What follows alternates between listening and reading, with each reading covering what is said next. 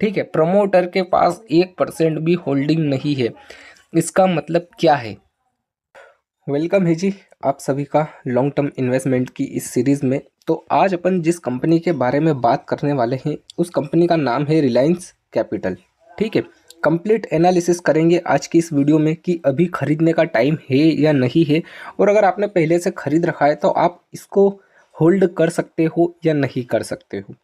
ठीक है, और हाँ, आपने कितने पे खरीद रखा है कमेंट करके ज़रूर बताइएगा। ठीक है जी, I am not a SEBI registration member. यह वीडियो मैं केवल एक एजुकेशन पर्पस के हिसाब से बना रहा हूँ।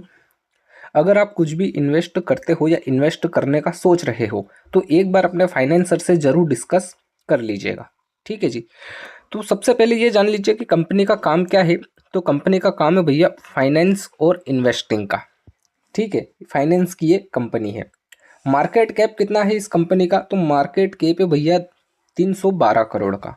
ठीक है, वहीं इस कंपनी के ऊपर कर्जा कितना है? तो कर्जा है भैया 17,601 करोड़ का।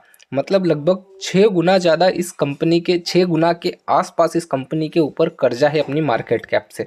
ठीक है, ये बात आप ध्यान रखिएगा। हाई और लो की अगर हम बात करें, एक साल के अंदर भैया इसने 11 रुपये 20 पैसे का लो लगाया है और 16 रुपये का इसने हाई लगाया है। ठीक है, बुक वैल्यू क्या है इस शेयर की? भैया माइनस में चल रही है बुक वैल्यू 416। ठीक है, पीई कितना है? बहुत कम है भैया पीई, ये देखिए 0.58। आरओई कितना है? कुछ भी नहीं। आरओसी कितना है भैया? 7.46। ठीक है, अब प्रॉफिट आफ्टर टैक्स मतलब 540 करोड़ का इसने प्रॉफिट जनरेट करा है। इसका मतलब ये है कि कंपनी अभी प्रॉफिटेबल बन चुकी है। ठीक है, प्रमोटर होल्डिंग कितनी है? प्रमोटर होल्डिंग केवल 0.88%। मतलब यार ये तो बहुत ही कम है। प्रॉफिट ग्रोथ कितनी देखने को मिल रही है? प्रॉफिट ग्रोथ देख लीजिए, 141% की प्रॉफिट ग्रोथ देखने को मिल रही है। प्रॉफिट वार कितनी देखने को मिल रही है भैया? 16.7%।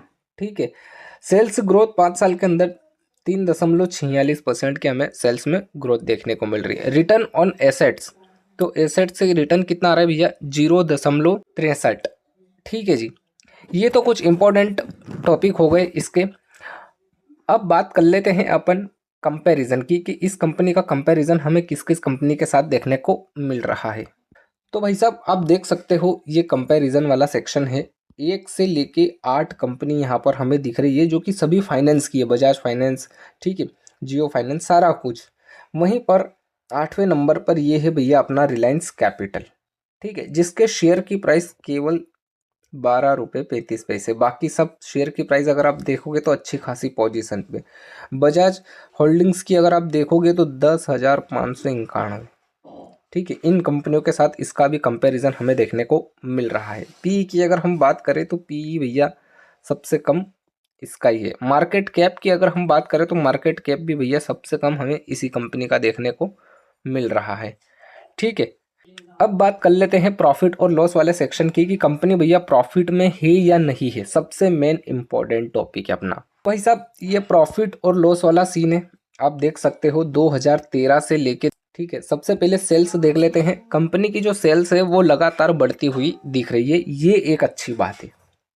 ठीक है, एक्सपेंसेस भी कंपनी के लगातार हमें बढ़ते हुए ही दिख रहे हैं।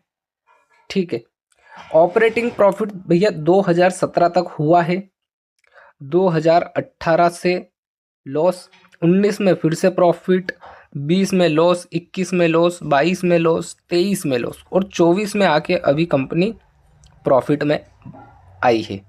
ठीक है, नहीं अगर अपन प्रॉफिट बिफोर टैक्स की अगर हम बात करें तो यहाँ पर भी वही सेम सीन देखने को मिल रहा है। 2017 तक प्रॉफिट में, ठीक है, उसके बाद 18 लॉस, 19 भी लॉस, 20 भी लॉस, 21 भी लॉस, 22 भी लॉस, 23 भी लॉस, और 24 में आके कंपनी ने प्रॉफिट जनरेट करना स्टार्ट कर दिया है। ठीक है, नेट प्रॉफिट की अगर हम बात करें कि कंपनी का सब कुछ टैक्स वैक्स सब काटने पीटने के बाद कंपनी के पास नेट प्रॉफिट बच भी रहा है या नहीं, तो यहाँ पर वही सीन है। 17 तक तो प्रॉफिट में, 18 से लेके 23 तक बिल्कुल लॉस। ठीक है, अभी कंपनी 2024 में कंपनी प्रॉफिटेबल बन चुकी है, ये एक अच्छा साइन है। क्या है कि 2024 में कंपनी प्रॉफिटेबल बन चुकी है। ठीक है, अब बात कर लेते हैं बैलेंस शीट की कि कंपनी की बैलेंस शीट क्या दिखाती है। तो भाई साहब ये बैलेंस शीट वाला सेक्शन है, ठीक है।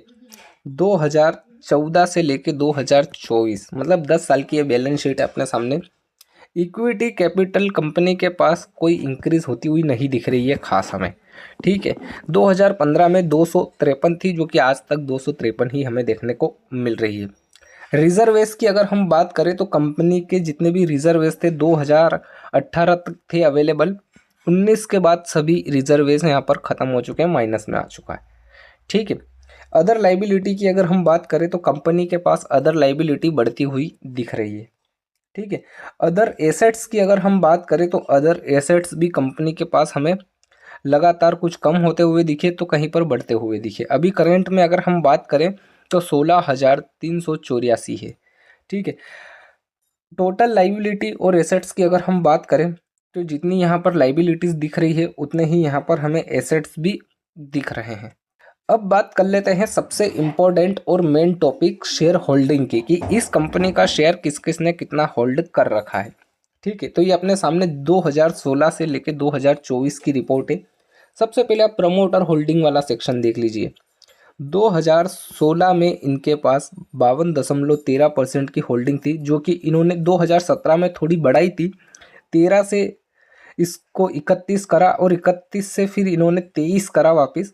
उसके बाद इन्होंने जब सेलिंग करी है, कब करी है, 2019 में 47.48% की इनकी शेयर होल्डिंग थी। उसको जब इन्होंने 2020 में सेल करा है तो आप देख लीजिए 2024 तक केवल 0.89% इनके पास अभी करंट में होल्डिंग है, मतलब 1% भी नहीं है, ठीक है। प्रमोटर के पास 1% भी होल्डिंग नहीं है। इसका मतलब क्या है आप कमेंट करके ज़रूर बताइएगा, ठीक है। बाकी ये जो इन्होंने यहाँ पर प्रॉफिट बुकिंग करी है 2019 में, ये हमें चार्ट पे बखूबी दिखेगी, ठीक है। वहीं अगर अपन एफआईआई की बात करें तो एफआईआई ने पहले इंक्रीज कर रखे थे 2019 तक, लेकिन जैसे ही हमने देखा है प्रॉफिट और लॉस वाला सेक्शन की कंपनी लॉस में आ चुकी थी, तो इन्होंने भी सारी पोजीशन यहाँ पर कट कर दिए। डीआईआई का सीन समझते हैं। 2016 में डीआईआई ने 12.23% इंक्रीज कर रखा था। अभी अगर करंट में हम देखें तो केवल 2.99 मतलब 3% के आसपास डीआईआई की पोजीशन अभी एक्टिव है, ठीक है। गवर्नमेंट की अगर हम बात करें तो गवर्नमेंट का सीन ऐसा है भैया, 0.03 पहले था 2016 में, अभी 0.02% गवर्नमेंट के पास अभी भी अवेलेबल है, ठीक है। अब इसके अंदर सारा पैसा लगा किसका है, तो देखो जब कंपनी प्रॉफिटेबल थी उस टाइम पे पब्लिक के पास केवल 18.49% शेयर थे, ठीक है। जैसे ही कंपनी लॉस में आई 2020 में तो 94% पब्लिक के पास आ गए, और देखिए 95.48 अभी करंट में पब्लिक के पास इतने शेयर अवेलेबल है।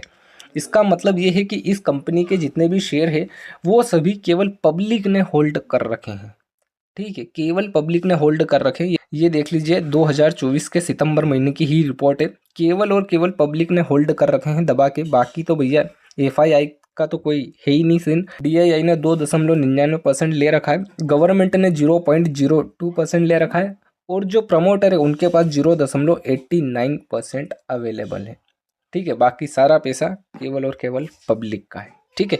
ये सारी चीज़ें अपने को चार्ट पर भी नजर आएगी, ठीक है। चलते हैं चार्ट पे, लेकिन चार्ट पे जाने से पहले आप दो चीज़ समझ लीजिए। 2019-20 में प्रमोटर ने दबा के प्रॉफिट बुकिंग करी, ठीक है, सबसे एक पॉइंट। उसके बाद प्रॉफिट और लॉस वाले सेक्शन पे आप देख लीजिए नेट प्रॉफिट वाला सेक्शन, कंपनी जो है 2018 में ही लॉस में आ चुकी थी। कब आ चुकी थी, 2018 में लॉस में आ चुकी थी, और वो जो लॉस है वो भैया 2023 तक कंटिन्यू चला है, ठीक है। ये आप अपने दिमाग में बिठा के रखिएगा, क्योंकि जब अपन चार्ट पे चलेंगे तो 2018 से लेके 24 तक या 23 तक सीन अपने को पूरा दिखेगा क्लियर, ठीक है जी। तो चलते हैं सीधे अपन कंपनी के चार्ट पे। तो भाई साहब ये है रिलायंस कैपिटल का चार्ट 1 मंथ के टाइम फ्रेम पे। अगर आप यहाँ पर देखोगे तो कंपनी भाई साहब 1 जुलाई 2002 को कंपनी आई थी शेयर मार्केट की दुनिया में। उस टाइम पे इसका लो जो है वो 45 रुपये के आसपास था, और हाई इसका 55 रुपये 90 पैसे के आसपास था, ठीक है। तो इस लो को अपन मार्क कर लेते हैं, ठीक है। अब यहाँ से जो है कंपनी कहाँ गई है उसको समझिए। यहाँ से कंपनी ने सीधा भैया हाई लगाया है कितना, ये देखिए यहाँ पर ये वाला लेवल। अब ये वाला लेवल कौन सा है उसको समझ लीजिए। ये 55 रुपये की कंपनी भैया 2925 पर गई है। कब गई है वो भी सीन समझ लीजिए, 2008 में। फिर वहाँ से डायरेक्ट नीचे भैया अर्श से सीधा फर्श पे कितना लो लगाया है इसने, ये देखिए लगभग 284 का। ठीक है, 284 के आसपास का इसका ये यहाँ पर लो दिख रहा है। वापस से फिर से 284 से फिर से ये ऊपर गई है, कहाँ तक, यहाँ तक। ठीक है, 1000 के आसपास, वहाँ से वापस नीचे आई। इसी तरीके से सिलसिला इसका चलता रहा। और देखिए हमने जब देखा था कि भैया 2018 में कंपनी लॉस में आ चुकी थी। ठीक है, उसके बाद जो है प्रमोटर ने 2018-19 में ही सारे शेयर निकाल दिए थे। ठीक है, तो देखिए 2018 वाले सीन को समझते हैं। ये देखिए 2017 कहाँ पर थी कंपनी,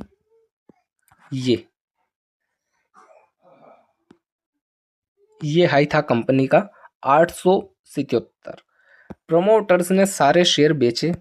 ठीक है, प्रमोटर ने सारे शेयर बेच दिए यहाँ पर, और कंपनी भी ओवरऑल क्या आ चुकी थी भैया, ओवरऑल आ चुकी थी लॉस में। तो प्रमोटर ने जैसे ही बेचे कंपनी सीधा अर्श से भैया वापस से फर्श पे आ चुकी है।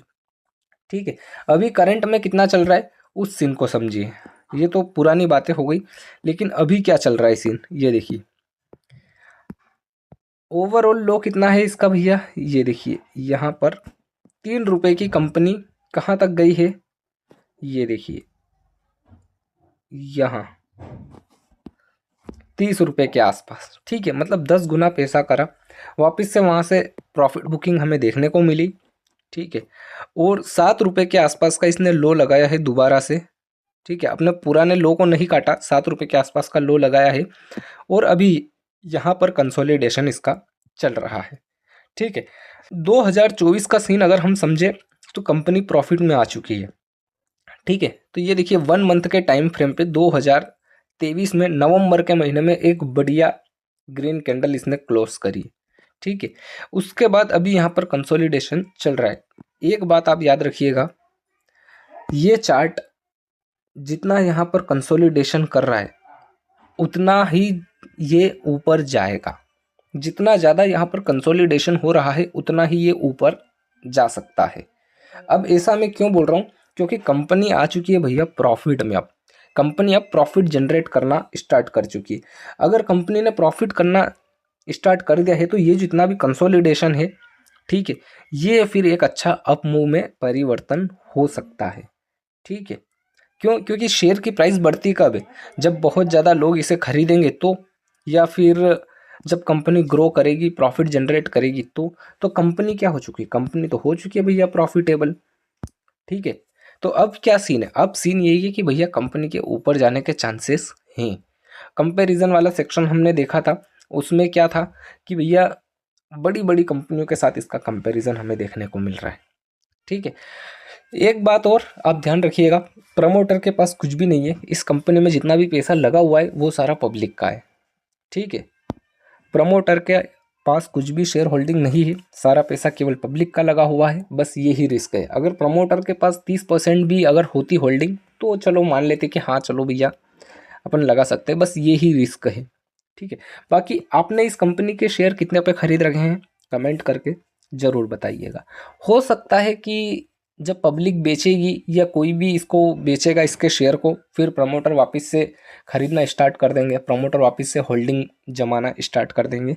अगर कंपनी प्रॉफिटेबल रही, कंपनी ऐसे ही प्रॉफिट जनरेट करना स्टार्ट करेगी तो। क्यों, क्योंकि भैया ये जो कंपनी है एक तो फाइनेंस की कंपनी है, और फाइनेंस की कंपनी के शेयर हमने देखे, ठीक है, फर्श से अर्श पर चल रहे हैं अब। और इसका भी शेयर भैया 3000 के आसपास था एक टाइम पे, वहाँ से गिर के ये 3 रुपये पे आ चुका है। ठीक है, अब वापस से हो सकता है अगर कंपनी ग्रो करना स्टार्ट कर दे तो वापस से ये 3000 पार कर दे, तो वही वाला सीन है।